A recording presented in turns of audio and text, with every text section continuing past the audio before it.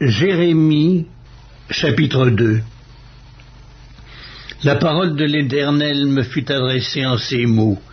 Va et crie aux oreilles de Jérusalem, ainsi parle l'Éternel. Je me souviens de ton amour lorsque tu étais jeune, de ton affection lorsque tu étais fiancé, quand tu me suivais au désert dans une terre inculte. Israël était consacré à l'Éternel, il était les prémices de son revenu. Tous ceux qui en mangeaient se rendaient coupables, et le malheur fondait sur eux, dit l'Éternel. Écoutez la parole de l'Éternel, maison de Jacob, et vous, toute famille de la maison d'Israël. Ainsi parle l'Éternel. Quelle iniquité vos pères ont-ils trouvé en moi pour s'éloigner de moi et pour aller auprès des choses de néant et n'être eux-mêmes que néant? Ils n'ont pas dit, où est l'Éternel qui nous a fait monter du pays d'Égypte, qui nous a conduits dans le désert, dans une terre aride et pleine de fosses, dans une terre où règne la sécheresse et l'ombre de la mort, dans une terre par où personne ne passe et où n'habite aucun homme. Je vous ai fait venir dans un pays semblable à un verger pour que vous en mangiez les fruits et les meilleures productions. Mais vous êtes venus et vous avez souillé mon pays, et vous avez fait de mon héritage une abomination. Les sacrificateurs n'ont-ils pas dit, où est l'Éternel?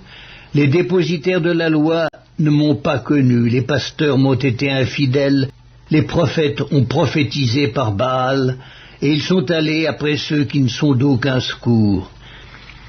C'est pourquoi je veux encore contester avec vous, dit l'Éternel. Je veux contester avec les enfants de vos enfants. Passez aux îles de Kittim et regardez. Envoyez quelqu'un à Kédar, observez bien et regardez s'il n'y a rien de semblable. Y a-t-il une nation qui change ses dieux, quoiqu'ils ne soient pas des dieux? Et mon peuple a changé sa gloire contre ce qui n'est d'aucun secours. Cieux, soyez étonnés de cela, frémissez d'épouvante et d'horreur, dit l'Éternel, car mon peuple a commis un double péché. Ils m'ont abandonné, moi qui suis une source d'eau vive, pour se creuser des citernes crevassées qui ne retiennent pas l'eau. Israël est-il un esclave acheté ou né dans la maison? Pourquoi donc devient-il une proie? Contre lui, les lionceaux rugissent, poussent leurs cris, et ils ravagent son pays. Ses villes sont brûlées, il n'y a plus d'habitants. Même les enfants de Noph et de Tachpanès te briseront le sommet de la tête. Cela ne t'arrive-t-il pas parce que tu as abandonné l'Éternel ton Dieu lorsqu'il te dirigeait dans la bonne voie? Et maintenant, qu'as-tu à faire d'aller en Égypte pour boire l'eau du Nil? Qu'as-tu à faire d'aller en Assyrie pour boire l'eau du fleuve? Ta méchanceté te châtiera et ton infidélité te punira. Tu sauras et tu verras que c'est une chose mauvaise et amère d'abandonner l'Éternel ton Dieu et de n'avoir de moi aucune crainte, dit le Seigneur, l'Éternel des armées. Tu as dès longtemps brisé ton joug, rompu tes liens, et tu as dit, je ne veux plus être dans la servitude. Mais sur toute colline élevée et sous tout arbre vert, tu t'es courbé comme une prostituée. Je t'avais planté comme une vigne excellente et du meilleur plan. Comment as-tu changé, dégénéré en une vigne étrangère?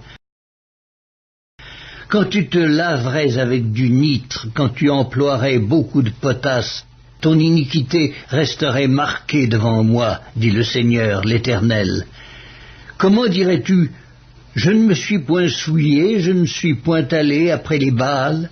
Regarde tes pas dans la vallée, reconnais ce que tu as fait, dromadaire à la course légère et vagabonde.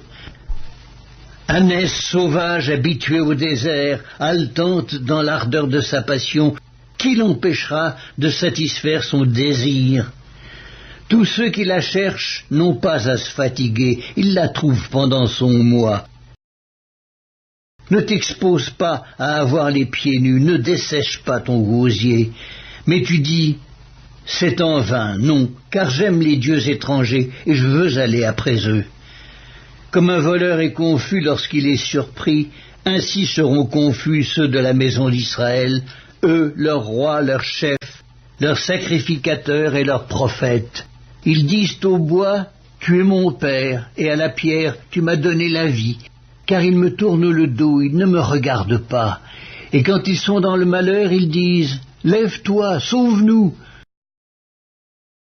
Où donc sont tes dieux que tu t'es fait, qu'ils se lèvent s'ils peuvent te sauver au temps du malheur, car tu as autant de dieux que de villes, ô Juda.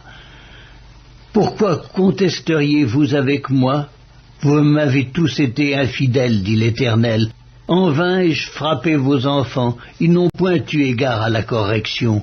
Votre glaive a dévoré vos prophètes comme un lion destructeur.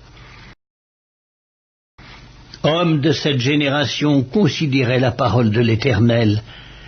Ai-je été pour Israël un désert ou un pays d'épaisses ténèbres? Pourquoi mon peuple dit-il, nous sommes libres, nous ne voulons pas retourner à toi?